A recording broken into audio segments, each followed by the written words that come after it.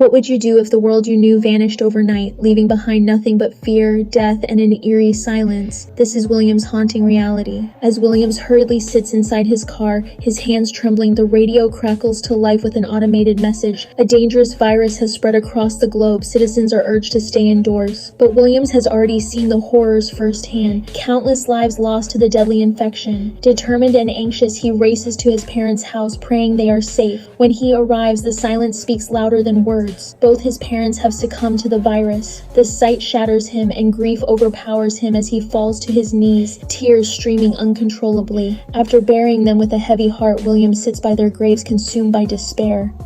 Yet he knows staying here won't bring them back or keep him alive. He leaves, his soul weighed down by sorrow, and begins to grapple with the stark reality. The world has ended. Who else has survived? Is he truly alone? With no clear answers, he gathers essential supplies, food, weapons, and anything he can find. His journey begins, aimless yet driven by the faint hope of survival. As he approaches a bridge, his path is blocked. The frustration builds, and in a moment of sheer desperation, he runs aimlessly, his mind clouded with fear and uncertainty.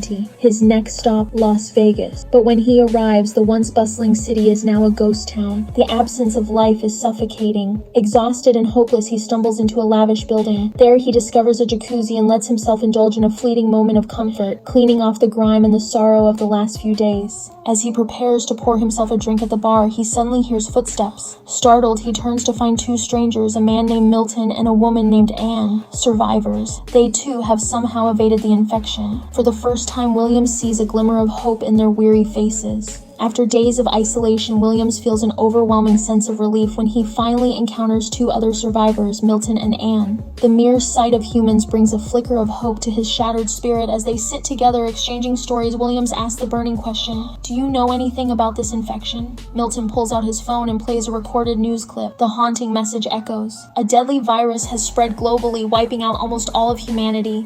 Survival is nearly impossible. Williams' heart sinks. The grim reality hits harder as Milton shares his story. His entire family fell victim to the virus. Anne, her voice trembling, recounts how she helplessly watched her daughter and husband die over a video call. Her pain is palpable and she seeks solace in alcohol, drowning her grief one drink at a time. Williams listens in silence, absorbing the weight of their collective loss. That night, after a few drinks, Williams tries to rest but ends up sleeping near the elevator, lost in thought. The next morning, he finds Anne trying on various dresses, a fleeting attempt to find normalcy in a shattered world. Turning to Milton, Williams asks, "How long do you plan to stay in this building? I can't just sit here forever. I need to get out and survive." Milton's response is chilling. "We'll stay here as long as we have food and water. When that runs out, Anne and I will end it. There's no point in living like this. With no family, no friends, and no future." Williams is shocked. "Are you out of your mind?" he exclaims. "There's still food out there. There's still a chance. How can you give up so easily?" But Milton, consumed by despair, refuses to listen. Anne, too, shares the same grim plan. Despite Williams's pleas, she is resolute, saying, "What's left to fight for?" Desperate, Anne makes an unexpected move and tries to kiss Williams. But he pushes her away, firm in his determination to survive. "I'm not giving up," he tells her. "Not now, not ever." He storms out of the room, but shortly after, two gunshots echo through the air. Williams freezes, his heart sinking as he realizes Milton and Anne have ended their lives. Devastated and questioning his own will to live, Williams speeds away in his car, recklessly hurtling towards self-destruction. But just as he's about to crash, a dog darts into his path. Instinctively, he slams on the brakes, narrowly avoiding the animal. Shaken, he stares at the dog and realizes something profound. In saving the dog's life, he has also saved his own. He names the dog Lucky, a symbol of his newfound hope and determination to keep moving forward. With Lucky by his side, Williams's despair begins to fade. He heads to a nearby library, seeking knowledge, direction, and perhaps a glimmer of hope in this broken world. Williams, now accompanied by his loyal companion Lucky, begins adapting to this new world. He collects survival books from the library and returns home, determined to make the best of his situation. Sharing his gathered food with Lucky, the two form a bond that becomes his lifeline. Days turn into months, and as a year passes, Williams finds a strange sense of routine creeping in. Yet, boredom looms. To distract himself, he starts jogging, exploring the deserted streets, and aimlessly driving his car. But life, as monotonous as it seemed, takes a sharp turn one fateful day. Lucky's ears perk up, and he starts barking loudly, drawing Williams's attention to a distant house. Thin plumes of smoke rise from the chimney, a sign of life. Williams's heart races as he approaches the house cautiously. Before he can call out, a young woman appears on the roof, pointing a gun directly at him. Her stern voice cuts through the silence. "One more step and I'll shoot." The woman introduces herself as Emma, another survivor. Williams quickly assures her that he means no harm, sharing his story of survival and the bond he shares with Lucky. Slowly, Emma begins to trust him and lowers her weapon. She invites him inside, and they sit down to exchange stories about their pasts. Emma recounts her harrowing journey, how she barely escaped the infection, and how she's been living alone in the desolate area. As the night falls, Emma hesitates to let him leave. "It's been so long since I've seen another person," she admits. "Stay here tonight. We can talk more." It's comforting not to be alone for once. Williams agrees, realizing that Emma too is clinging to hope in a world where connection feels almost impossible. The two spend the night talking, sharing laughter, pain, and dreams of a better future. By morning, a bond begins to form between them. Williams finally says, "Come with me. I live in a house on the mountain. It's safer there, and we can survive together." Emma pauses for a moment, then nods. For the first time in a long while, she feels a glimmer of trust and hope. As they arrive at Williams's house, Emma takes in her surroundings, feeling a strange mix of relief and nervousness. Williams, meanwhile, picks up a rope and immediately starts cutting it, preparing for something. Emma watches him curiously, unsure of what's next. But one thing is clear: their lives are about to change forever. Williams had once tied a rope in his house, ready to end the loneliness that had consumed him, but everything changed when Emma entered his life. Now, that rope is just a forgotten remnant of a past filled with despair. As Emma walks into the kitchen, she's horrified by the mess, the spoiled food, the pungent smell, and rats scurrying around. With determination, she says, "No, this won't do. We need to start fresh." Together, Williams and Emma head to the abandoned supermarket in town, collecting supplies and essentials to rebuild their lives. Slowly, their home begins to transform. Williams starts planting crops, and their survival becomes more organized. However, as the forest around them reclaims its territory, wild animals begin roaming closer to their home, making life a delicate balance between survival and danger. Time passes, and Williams and Emma grow closer, finding comfort in each other. One day, as Williams realizes his car is out of fuel, he scavenges petrol from other abandoned vehicles, determined to keep their world moving. To ensure their survival, Williams also begins setting up solar panels to generate power. But disaster strikes. While installing a panel, he falls and injures his leg. Emma rushes to his side, tending to him with care and compassion, almost as if she were a devoted wife. As night falls, Williams drifts off to sleep, but Emma stays awake, lost in her memories. She clutches a photo of her late husband and cries silently, longing for the family she lost. The next morning, Williams, though still healing, pushes himself to continue fixing the solar panels. It's then that Emma approaches him with unexpected news. "I'm pregnant." The words hit Williams like a storm. Instead of joy, he feels conflicted. How can we bring a child into a world like this? A world with no people, no safety. But Emma looks him in the eye and says firmly, "Why not think of this child as the spark to save humanity from extinction?" Williams, overwhelmed by her conviction, has no choice but to agree. Determined to prepare for the baby, Williams turns to books about pregnancy care. Months pass, and Emma's belly grows. Despite the challenges, their home becomes a haven.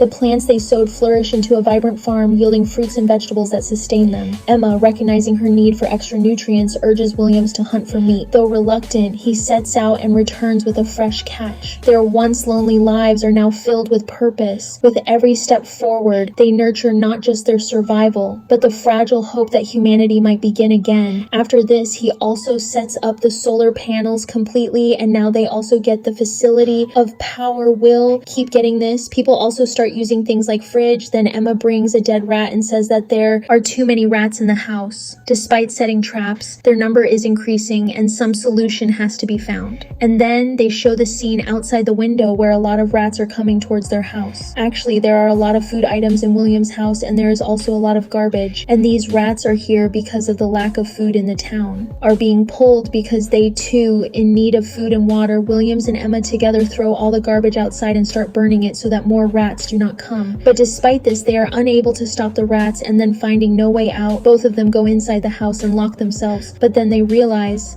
that their dog, Lucky, is outside. Williams opens the door and brings him inside because he loves his dog Lucky very much. But in the meantime, some rats enter the house and Williams is not able to even shoot them because they are running very fast. And then finding no way out, he kills the rats by brutally beating them with a gun. After this, Emma applies medicine on Lucky's neck. Now Williams starts fearing that the day will come. Dangers are increasing every day, so how will her child survive? Then Emma tells about her past trust that her husband and both children went to Pampacan. That is why this child is very important for her. Williams also consoles her. He says, look, don't worry, I will take full care of our child's safety. Next day when they come out, they find rats lying dead and cats eating them, and then they get a little chain that lets get rid of the rats. Days sell well, and now Emma can be delivered at any time. Williams also reads some books on how to do a normal delivery when there is no doctor, and when Emma has liver pain, William also does her delivery. Both of them are very happy with the arrival of the child. After that, wherever Emma goes, she writes this message that if any survivor is watching her, then come to this address. There are all the facilities to live here. In fact, Emma is doing this only because now the child has also arrived, and if there are more people around him, then his child will not feel lonely and he will be able to live like a normal person.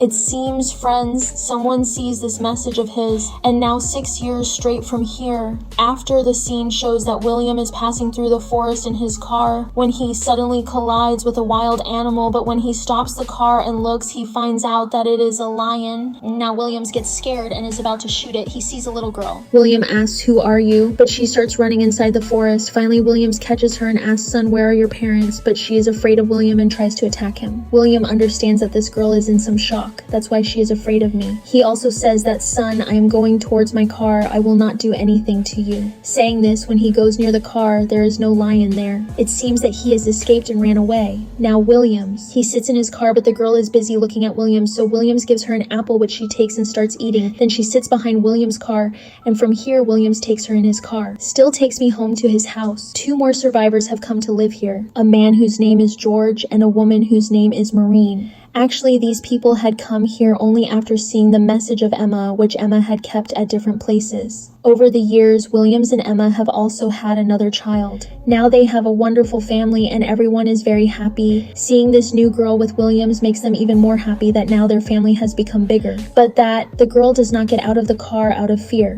When the Marine goes to give her food, she tries to attack the Marine, but when the Marine holds her hand, it is revealed that she also has the same mark on her hand as the Marine. Marine tries to communicate with her, but the girl doesn't seem to say anything. She was surviving without talking to anyone for 6 years and is very scared. Now Maureen starts telling her her survival story. And while talking, she brings her home and then she sends the girl to take a bath. Meanwhile, Maureen takes her bag. If you look at Eve, there is a letter in it in which the name of this girl is written. And now when Maureen calls her Eve, the response of that girl is very good and her fear also reduces. After Eve goes to sleep, Maureen tells the rest of she reads out the letter, and actually in it, Eve's mother has written that whoever my daughter meets, please take care of her. She has not got the infection. I have got the infection and I am going to die in some time. That's why I am writing a letter. Then they realize that Emma was surviving alone for 6 years and that is why she is afraid of seeing humans. After some time, the scene shows that Emma becomes pregnant again and also has her 3rd child. It happens, and when these people are thinking that it seems as if there is no one else in the world except us, then suddenly one day they get a signal. Actually, for safety, they had set a trap around the house so that if someone comes here, they will know immediately. Now they feel that someone is coming towards their house. That is why they send the children inside the house to save them and go with guns to check who has come there. They see 3 survivors. Their leader's name is Molly, the other girl's name is Jean, and this man's name is Ezra. They tell that after seeing the message written by Emma, we have come here. We are also survivors, and you and your someone to the family, they allow them to come into their house only if they don't want to hurt them. Actually, Ezra is a musician. Emma says that you guys should live in a nearby house. He also becomes happy, but William's friends are still completely in love with these 3. Can't believe it. But when there is a shortage of humans, what is good or bad? A person has to trust humans. Thinking this, Williams lets them live in a nearby house. After a few days, their food items and other things get exhausted, and now they are in town. We have to go and rob a departmental store, but for this kind of robbery,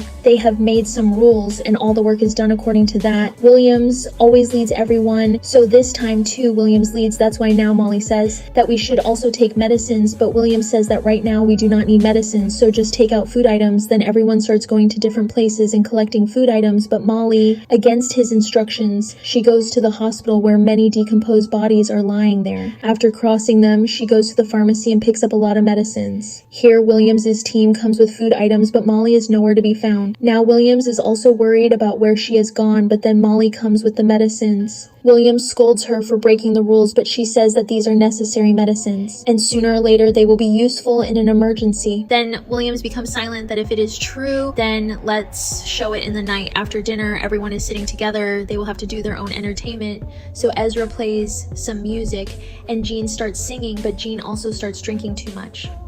George and Martin become intimate for the first time. Molly also tries to stop Jean from drinking, but she refuses because she is pregnant and does not want a child. So she drinks a lot. But Molly calms him down and consoles him. Don't do this, everything will be fine. After this, a few months pass and now everyone starts living happily together. George and Martin also have a child.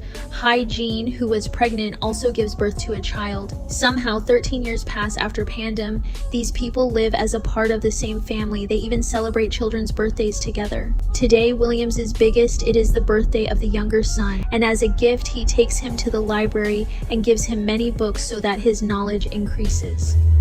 When they return home, there is a strong wind. It starts walking. Perhaps a storm is about to come. Everyone goes inside the house, but then Williams notices that his dog Lucky is missing. He immediately goes outside and searches for him, but unfortunately a tree had fallen on Lucky, due to which the poor guy was killed. Williams and Emma are very sad because Lucky had been living with them for so many years and now suddenly they have to lose him. These people bury Lucky with a stone on their heart. The children also become very sad because that dog used to play with them, so to cheer them up a bit, Ames takes them to play at another place the next day, but suddenly a lion comes there and tries to attack the children directly, but then Williams Beach, he comes in and tries to fight with him. Seeing this, everyone starts screaming, and then for the first time, Abe opens her mouth and shouts, "Help, help!" Hearing her voice, other people come there, and seeing so many people, then the lion runs away, but she had completely injured Williams. They immediately take him to the hospital. His treatment begins. According to Molly's instructions, the others start treating Williams. Now, on the other hand, Emma angrily goes into the forest with a gun, and she shoots the lion the next day. And when Williams regains consciousness, Molly says, you guys are thinking of me as a doctor, but I am not a doctor. I left my medical studies midway because I had failed. I got half a degree. Dura treated you with whatever was available, but Williams has full faith in him because he saved Williams' life. Within a few days, Williams completely recovers and they bring him back home. Now, Pendam is 17 years old. Later, it is shown that Williams' younger son has grown up and now he does many interesting activities with Williams. He likes fishing very much. Now seeing him getting so close with Williams' second son becomes jealous that dad always spends time with him. Other children also become friends, meaning other people's children have also grown up now, and they are often sent on hunting trips where they learn to hunt alone and go to other places and loot things. Now this is their work. Now one day, Ezra sees that the soil around the plants is dry, and on the other hand, he is in the kitchen and sees that water is not coming properly. Now he feels that definitely someone, if there is a problem, then some people go to that area to check the dam. Then they come to know that the water there has dried up and the water pipe has also become completely clogged. Perhaps that is why water is not coming. So now if it is not rectified, then water will run only for a week. Then suddenly there comes the sound of some vehicles. They all get scared that someone has come to attack them.